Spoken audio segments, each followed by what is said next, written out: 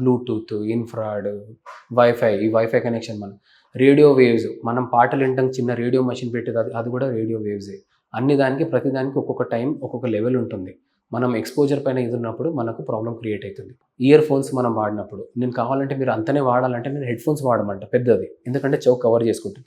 Year phone వాడినప్పుడు ఏమైతుందంటే అది వాక్యూమ్ క్రియేట్ చేసుకుంటుంది. సో ఏమైతుంది న్యూస్‌లో ఎన్నిండొచ్చు, జిమ్‌కి పోయిండ్రు, జిమ్ చేసుకున్నారు, చక్కరొచ్చి పడిపోయిండ్రు, కొలాప్స్ అయిపోయిండ్రు అన్నట్టు. ఎందుకు? అది వెంటిలేషన్ కాలేదు. సెకండ్ థింగ్, ఆ కంటిన్యూస్ పెట్టినప్పుడు ఏమవుతుందంటే ఇక్కడ బ్లడ్ సప్లై కాకుండా ఏమవుతుంది, చెవు లోపల ఇన్ఫెక్షన్ క్రియేట్ చేసిన స్టార్ట్ అవుతుంది. చెవు లోపల డెడ్ స్కిన్ ఉంటుంది. డెడ్ స్కిన్ బయటికి రావాలి, రాకుండా అది బ్లాక్ అయిపోతూ ఉంటుంది, వ్యాక్స్ ఫార్మేషన్ అవుతూ ఉంటుంది. మూడోది, అందరి చెవు సేమ్ సైజ్ కాదు. సో మీరు ఇయర్ ఫోన్స్ వాడినప్పుడు మీరు దానికి మంచిగా వినాలి, సౌండ్ మంచిగా రావాలనుకుని దాన్ని ఒత్తుతూ ఉంటారు. లోపట్టుకున్నప్పుడు ఏమవుతుందంటే స్కిన్కి టైట్ అయిపోతుంది.